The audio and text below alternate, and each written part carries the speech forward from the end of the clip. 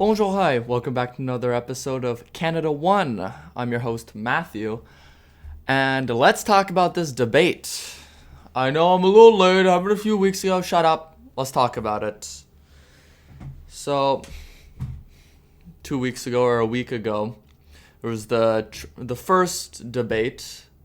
Possibly the only one. There might be a second one, but both candidates seem a little hesitant.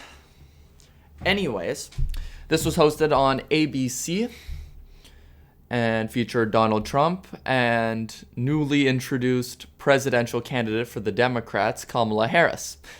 And just to give a little bit of context and kind of preface this debate, Kamala essentially got swapped in after Biden did so terribly on the last debate.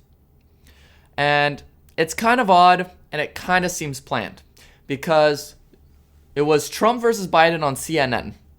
And you would have expected the host to be extremely biased, as usual, against Trump and for Biden. However, that was not the case. This was probably the most fair moderators we've ever seen in a presidential debate with Donald Trump in it. There were targeted questions at Trump. They were targeting questions at Biden. And they weren't these like soft questions to Biden. These were serious questions that technically all debates should be like this. So that was the first odd thing. Then Trump takes a very step back approach, kind of a hands-off approach, and kind of just let Biden, simmer and suffer away in his own age, right? In his own dementia. Then everyone sees, maybe these conservative guys aren't lying, and this guy Biden's kind of a little old. He's kind of maybe not fully there. He's definitely not the most cogent he's ever been. So then there kind of gets a big panic in the Democratic Party about what should we do with Biden. And they set up this first debate. It was very interesting because they set it up super early. So early before the Democratic National Convention, right? So it gave them ample time to see if Biden performs very poorly, which he did, and it very much seems like it was on purpose. He did not have a cold, as they're saying. Then it would give the Democrats ample time to swap out the candidates. So what happened? After this debate, people started betting who would be the replacement. Some money was going, Gavin Newsom, Pete Buttigieg. Even some people were saying, even though Michelle Obama has been continuously saying that I'm not going to run, people were betting it was Michelle or Big Mike as she's known, or even a return of Hillary. But what kind of seemed like the consensus was that it cannot be Kamala Harris because she is one of the most unpopular vice presidents ever.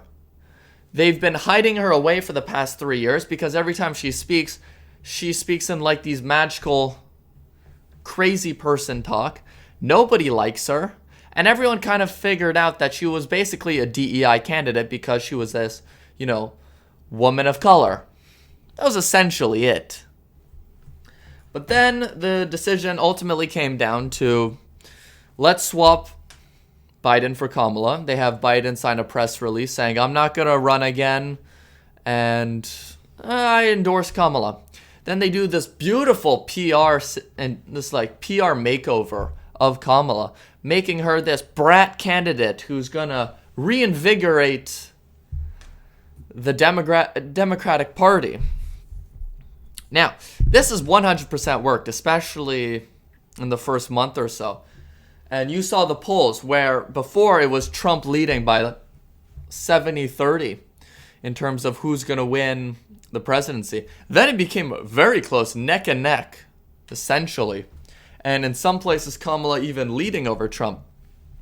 This mostly has started to fade away the more she's begun to speak. And before that debate, she's done very little interview. She did one heavily scripted, heavily edited interview with, I don't remember who, but she does basically one interview. She does very few rallies.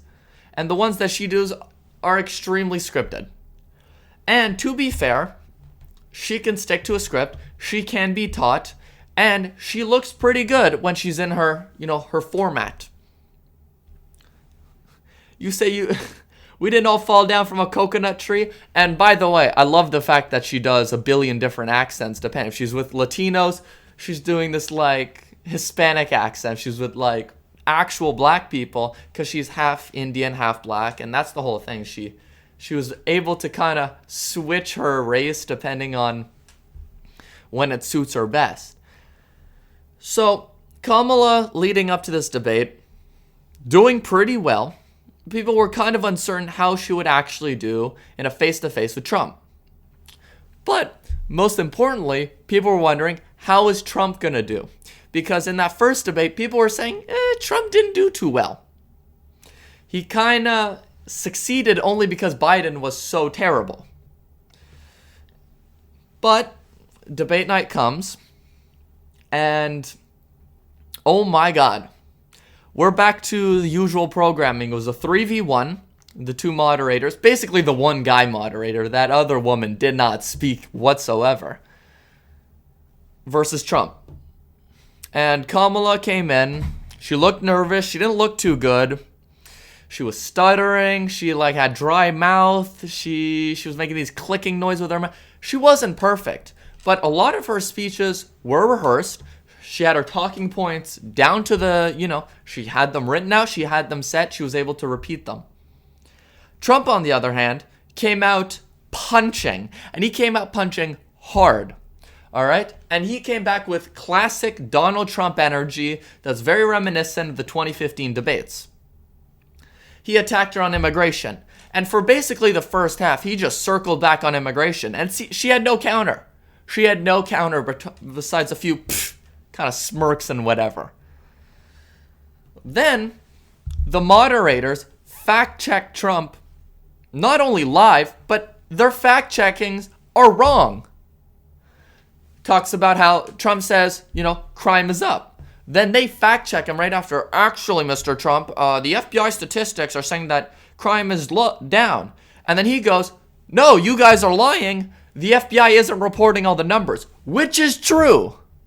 And they fact-check him on the Haitian thing. They fact-check him on the abortion thing. All these things, they mislead everybody by fact-checking him, even though their fact-checks are wrong. But looking over it, Trump had a much better performance than in the first debate. However, there were serious flaws. He fell into every single trap she set for him. When she's talked about his rally sizes, of course he's going to talk about his rally sizes. She got him into this deep conversation about abortion. Trump is never going to win on abortion no matter how much he panders. First he says, we're not going to do an abortion ban. Then he says, I disavowed Project 2025 like 5 times. Then he goes, I'm the best president for IVF. Then he goes, we're going to leave it up to the states. So he's not going to win on abortion. He's definitely not going to win liberal women on abortion. And what he does is alienate the base, the Christian conservative base of the Republican Party. So he gets trapped on abortion. He then gets trapped on healthcare. And this was the most painful thing to see. I have a concept of a plan. That was the worst thing he said in that whole debate. He has a concept of a plan. And this has been the talking point that he's been getting fucked over with since the GOP, nominations in 2015. When they asked him then, when he was against all these other Republican candidates, become the Republican candidate, he gets cooked on healthcare anyways. So it's been 10 years, he still can't find an answer on healthcare. Then, I think the most memorable part about the debate was obviously him saying, they're eating the cats, they're eating the dogs, about the Springfield city in Ohio, where there are 15,000 Haitian migrants. So we're going to talk about that a little bit later, about what's actually happening, but he gets fact-checked on that. But I think the most important part of this whole thing is that Trump is back in the news cycle.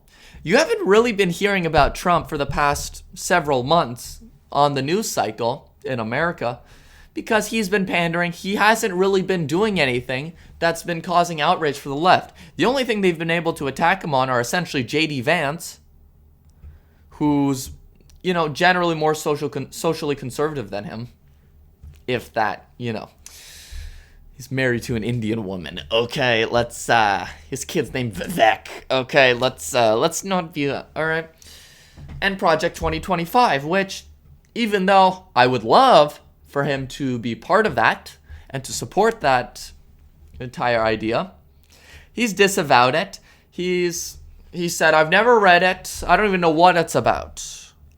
Right? I'm not associated with any of that. But that's really what the media's been attacking him on.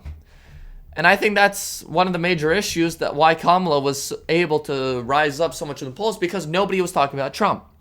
Trump's popularity comes out of outrage. That is both his biggest strength and his biggest weakness. It is this outrage and this, I'm going to do whatever I want, and I don't need a team to give me rehearsed talking points. And that's what you really saw in the debate. You saw Trump as Trump on the issues he cares about. He did not have talking points. He did not have a team writing scripts for him. He was just out there on the cuff, not very well rehearsed. He should have rehearsed much better. He should have had his talking points much more clearly laid out. He should have seen the traps, and he should have had answers for the traps. He was able to get out of the abortion segment relatively unscathed, especially talking about late-term abortions against Kamala, where he goes, are you going to ban late-term abortions? She doesn't really answer, so he kind of gets out of there. But the healthcare one, he gets absolutely wrecked on. And he should have attacked her on so many more things. But what I did like to see is that, unlike in the Trump versus Biden debate, he spoke about immigration, and he brought it ultimately back to immigration, because that is what's going to win him the presidency.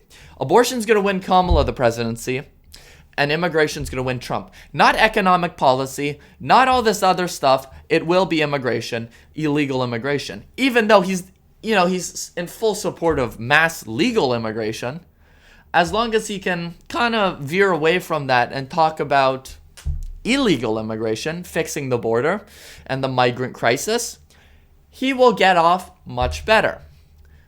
Then, obviously, right after the debate, all the media are saying that Kamala won, all the left-wing medias. Obviously, Fox News said that 90% of people who watched it said Trump won.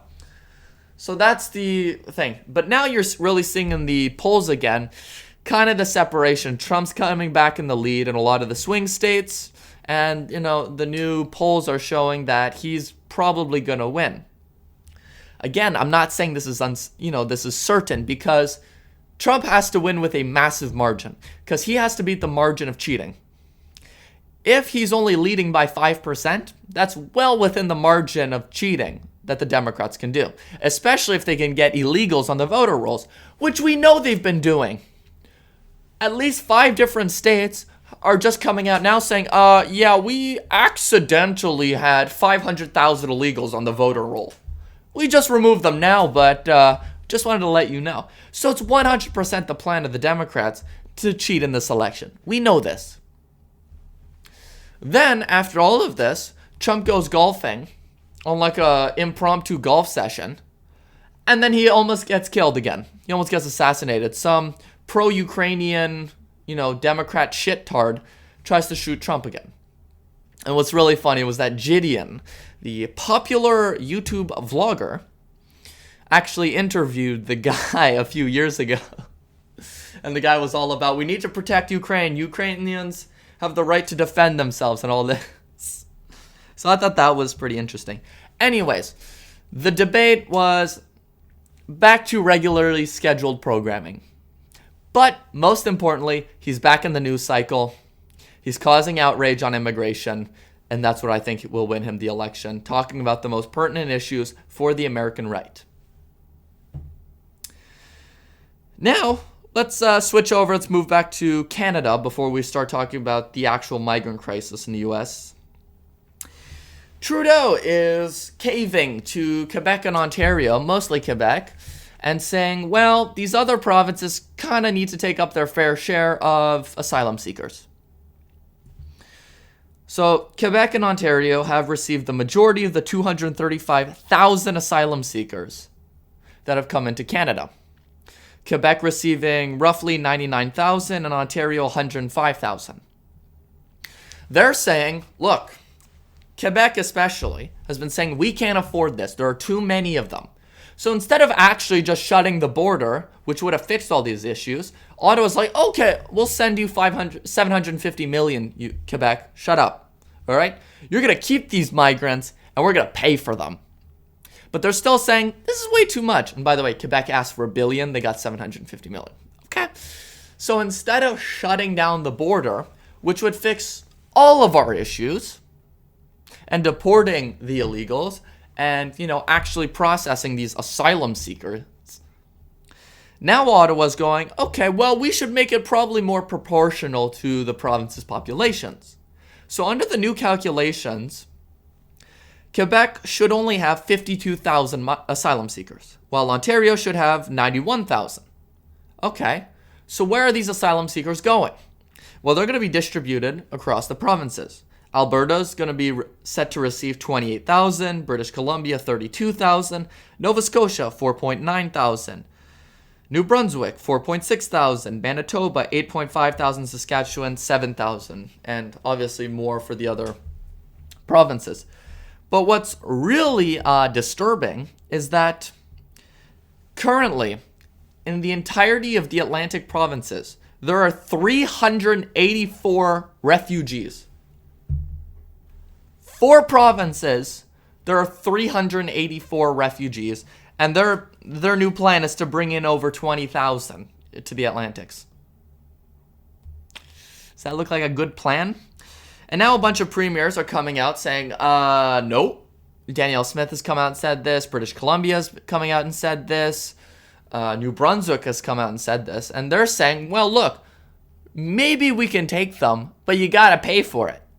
What we can't afford to bring in 20x the amount of migrants we have now. This is way too much. And they're saying Ottawa's not planning on paying for any of this. Ottawa's obviously saying, yes, there's going to be financial compensation, but now, you got the premier of New Brunswick saying, y'all didn't tell me that. So this is the big contention. And what is an asylum seeker? So an asylum seeker is essentially a refugee that's really hasn't been processed yet. It's on the earliest stages of being processed. And besides the 235,000 asylum seekers that are in Canada right now, there's another 218,000 pre-asylum seekers. So people who haven't even been processed to be asylum seekers. And no, we call them asylum seekers. These are illegals. Because the vast majority of these people will not actually get refugee status. In order to get refugee status, you have to hit certain United Nations criteria. You have to be, a persecuted person. Your homeland has to be in a place of war. A bunch of other things. A lot of these people are just here for the economic opportunity. Or to get in illegally in the U.S. So we say asylum seekers. What we're actually talking about is relocating tens of thousands of illegals. These people should be deported, not sent to other provinces. So, and then we say, well, these people, they help the economy. They're here to fill jobs that nobody wants to take. These people, they bring cultural diversity, whatever. Here's a few facts. Since 2017, $750 million of federal funds have been sent to provinces to help pay for asylum seeking. Right? So for shelter, for healthcare, for food, for these things. Plus another $2 billion directly to support asylum and refugee claims. So and this is very much on the low end. They're definitely not taking into account vast majority of healthcare costs, food costs, other welfare costs. These are very, very conservative numbers. So what this shows is that this is a massive burden on our public finances in a time when Justin Trudeau has officially doubled the Canadian debt over his prime ministership. doubled the debt in 9 years. We're spending billions and billions of dollars to house, to give healthcare, to food, for all these other things for these migrants. And we have homeless people. There are more homeless people in Ontario than there are in California. Take that number in. I'll repeat that. There are more homeless people in Ontario than in California. And by the way, California has the population of Canada. So if that doesn't radicalize you, I don't know what will. Because now you have the federal government saying we need to put these illegals in every province. Because Quebec's being a little too pushy and saying we don't want these illegals anymore. Right? Why are there hundreds of thousands of illegal aliens in our country? Does that not raise any concern? And why are we spending taxpayer dollars, billions of taxpayer dollars on these people? They do not share our values. They do not believe in the institution of Canada. They do not share our heritage. They are culturally different. They have different religions. They have a different way of living. These people are fundamentally incompatible with Canadian society. And I want them out. Canada needs them out. We need a full plan of deportation for every illegal. Just like how Trump is saying he's going to do it, which kind of skeptical he actually is. But I want people knocking on doors. I want the RCMP, I want the military knocking on doors in Brampton and saying, I want your papers. No papers, you get deported immediately without question. And speaking of Justin Trudeau, a lot of beef and tension are going on in the parliament right now, especially as Jagmeet Singh has pulled out of their agreement to prop up the Liberal government. So Jagmeet Singh's New Democratic Party, the NDP, which is the more left-wing party compared to the Liberals, signed an agreement to support the Liberal minority government. Just recently, roughly a few months ago, Jagmeet Singh says, nope, we're out. The Liberals are corrupt. They're because the Liberals didn't want to prop up the NDP's motion for capping grocery prices. All right? Which, that sounds kind of communist, but whatever. So Jagmeet's like, you know what? Fuck you, Trudeau. I'm out. And Trudeau's like, oh, shit, that's not good. So Pierre Poilievre jumps on this and says the Conservatives are going to introduce a motion of non-confidence. If Jagmeet Singh votes with the Conservative, Justin Trudeau's out, that declares an early election. The election's supposed to be happening in October of next year. If a non-confidence motion is passed, that would happen much more closer to now. So Justin Trudeau's kind of scrambling, looking for a new partner. And guess who comes to protect the Liberal Party? The Bloc Québécois. So the Bloc is essentially the only political party in Canada whose main goal isn't to win prime ministership. It isn't to win the most seats in the House. No. It's to have a seat at the table saying, what about Quebec? What does Quebec get out of all this? So it's just leftardism. It's just left-wing policies mixed with a little bit of like nationalist for Quebec. That's all it is. And Yves-François Blanchet, who's the leader of the Bloc, has said, we are here for Quebec's values. We're here for Quebec's benefit. We are not here to support the Conservatives. So in a non-confidence vote, we will vote with the Liberals, thus basically propping up the Liberal government. And there was a huge amount of outrage amongst the Conservatives, amongst, even the People's Party. People were getting all pissed. And you have to kind of think, why would the Bloc support the Liberals? Well, because they're going to get something in return. The Justin Trudeau prime ministership has been very, well, I wouldn't say very, but I would say definitely pro-Quebec, right? Especially with this new legislation for relocating the migrants. That's a very pro-Quebec move to take out 50,000 migrants out of the one province. And you'd have to assume that more and more policies, if the Bloc continues to support the Liberals, would come in favor of the Quebec province. And of course, this sparks much outrage in Alberta and in the more conservative provinces, especially in the prairies, saying, why are these people dictating how the country's being run? And look, I would say based, but also they're libtards, so I'm kind of torn right now. Then, finally, just a few days ago, Jagmeet comes back and says, actually, in a non-confidence vote, we got you, Trudeau. So we've come full circle. The NDP supporting the Liberals. The Bloc supporting the Liberals. Pierre Poilievre sitting there complaining. X the tax.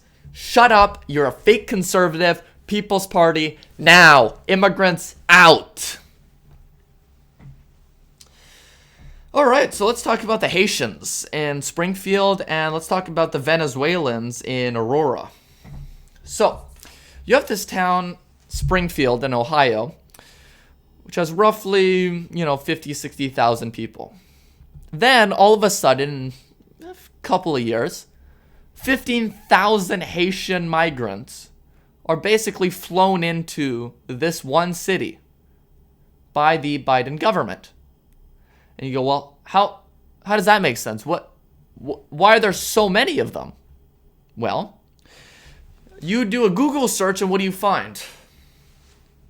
Well, there's economic opportunity. There's these jobs. There's, low cost of living. No. First of all, that's just blatantly wrong.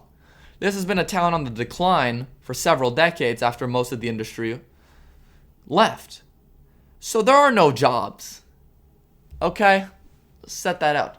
The reason why these Haitians are getting jobs, though, is because the businesses, and it's just like in Canada with the temporary workers, it's because the businesses, they win. How do they win? Cheap labor that won't unionize, that won't complain, that will work in a little bit more sketchy environments. Okay? That's why the Haitians are being employed, because they can be paid absolute minimum wage or even lower than minimum wage compared to the actual residents who kind of need a real salary. Then it comes to the thing about Trump's evil rhetoric, right? They're eating the cats, they're eating the dogs. So there's been a few images and videos circulating on X. Now, I gotta say, I did kind of fall for the misinformation, but it only came out later that it turned out to be fake, so can't really blame me. But there's this one specific video of these cops showing up, and they're seeing a black woman squatting on some woman's driveway, eating a cat. All right, with a cat basically decapitated, squatting, eating it. Everyone's saying this is a Haitian. Turns out that was just a random black woman, okay? That's just an American black woman.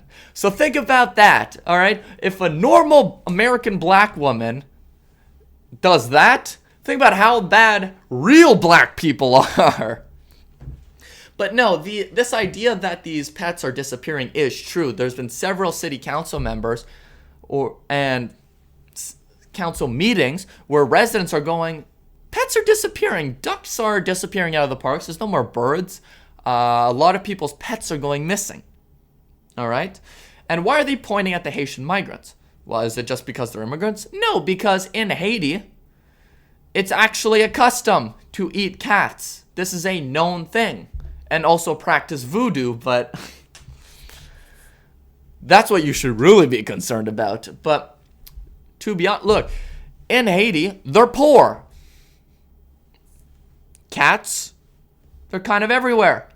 Why not eat the cats? So it's not only a part of necessity to eat these cats, but it's also basically a cultural norm to eat cats. It's a known thing. All right? And Haiti is a shithole. That's also true, overrun by a cannibal gang leader. So you have these low IQ people whose ancestors murdered all the French white people on the entire island. They liberated themselves to create the first, Wakanda state. And now, $500 billion in aid later, its top guy is a cannibal. All right, so don't tell me these low IQ people are beneficial to America. And yes, they're causing crime. Yes, they're eating animals. This is all true. It's not misinformation. And, everyone will say, well, it's not actually a problem. If it's not a problem, why is the state sending Springfield, this one city, $2.5 million to deal with these Haitians? Because the Biden and Kamala government brought these people in.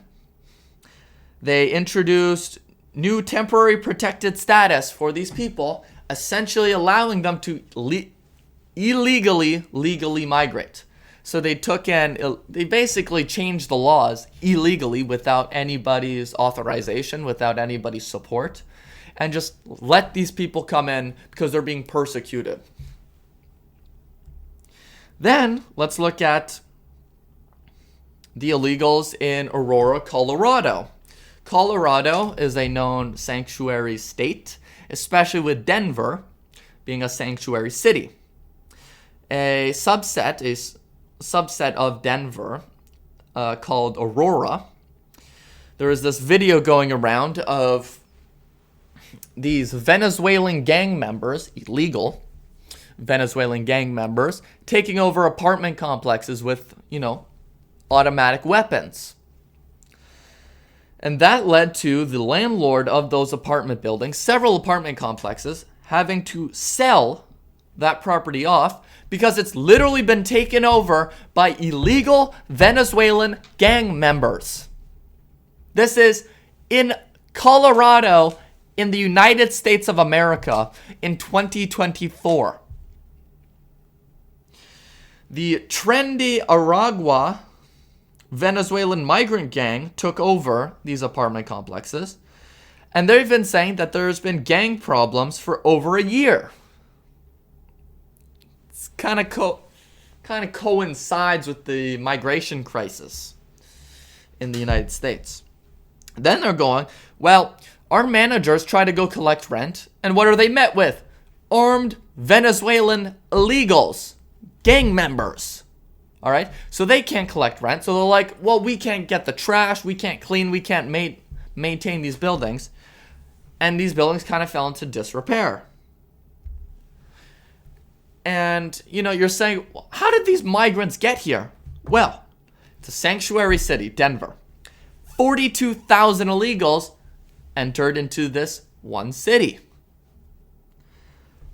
So this is just a repeating pattern everywhere across the United States, across Canada, and across Europe, where we need to be super open to all these people, and these people are eating your pets. They're taking over your apartment buildings. They're taking your jobs.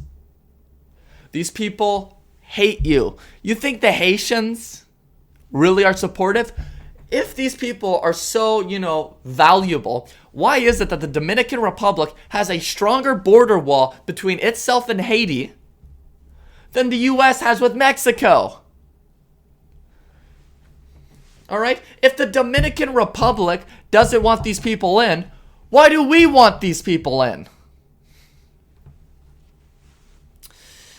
In Germany, a few months ago, they had a couple of essentially provincial elections. I don't remember what the provinces are called, but the segments of Germany are split up into several other regions. States or provinces are the essential equivalent. And two of them happened on the same day, one in Thuringia and one in Saxony.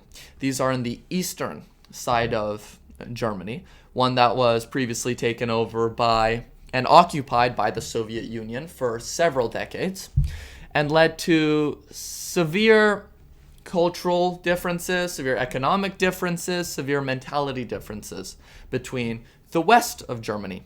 The west of Germany being more liberal, being more open, being more, globalist, while the right, or the eastern side, more conservative, more Christian, more closed, less economically prosperous.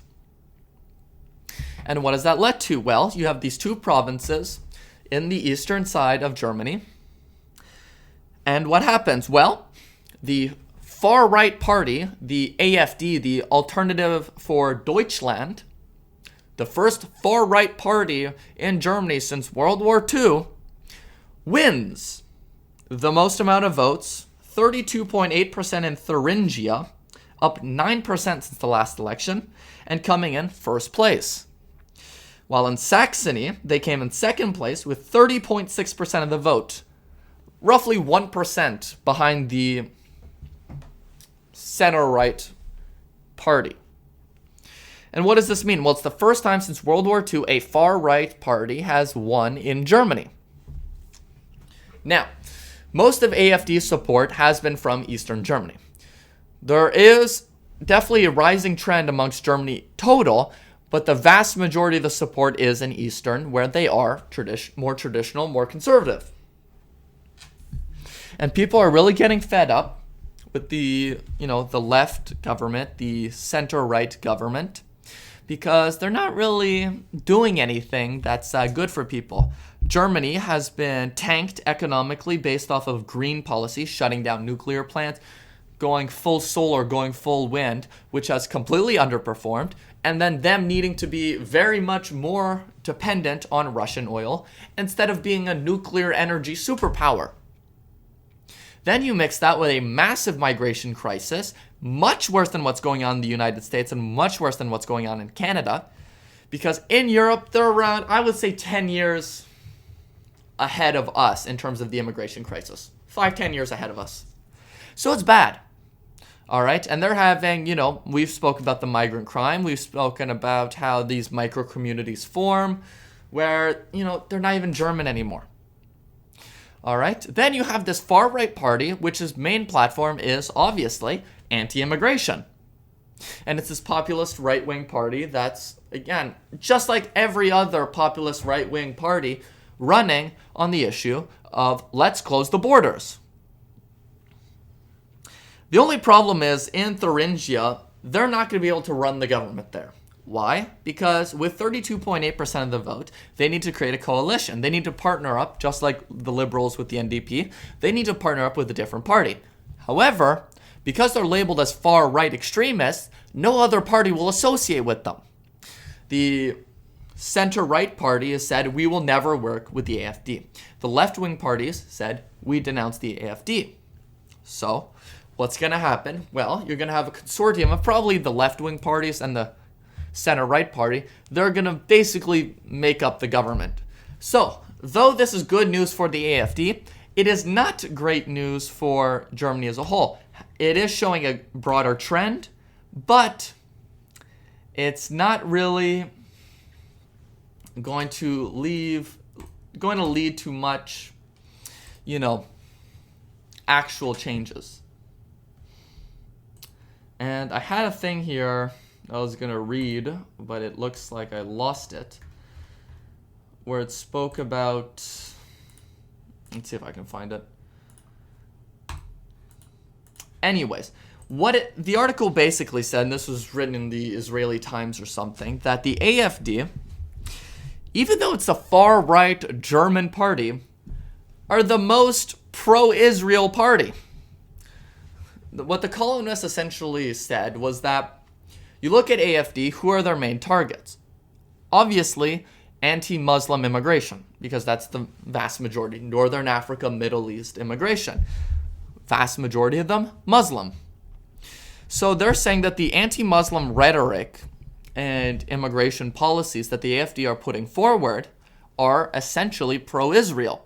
They're pro-German Israel. They're pro-German Jews. And they're pro-Israel as a whole because you've had this party denounce Hezbollah, denounce Iran, denounce all of these, these states that are gonna attack Israel, right? Plus, the AfD is massively funded by Jewish groups. And this does not buck the trend for any of these European parties. Nigel Farage, Geert Wilders, Giorgia Meloni, Marine Le Pen, they're all very pro-Israel, it looks like. It's far more than it should be for these far-right nationalist populist movements. And finally, the last story of today, which we're going to take it back to Europe again. And I like to end these episodes on some very heartwarming news out of Europe. Well, Sweden made history. For the first time in Swedish history, 2 women are being prosecuted for gang rape. Let's go, Sweden. Let me repeat that. For the first time in Swedish history, 2 women are being prosecuted for gang rape. And take a wild guess. Are these ethnic Swedes? Are these Swedish nationals? Well. The 2 Iraqi Swedish sisters beat up another woman during a party and penetrated her with a blunt object. One of the sisters has been previously sentenced for money laundering and theft. We love integration. You take one of the most prosperous, one of the most civilized, one of the most peaceful nations on the planet with one of the highest standards of living. You mix that in with third world migrants, and what do you get? History being made. Iraqi immigrants make history in Sweden for the first woman prosecution for gang rape. Thank you, as always, for listening. Stay Canada first. Stay CanadaOne. We'll catch you next time.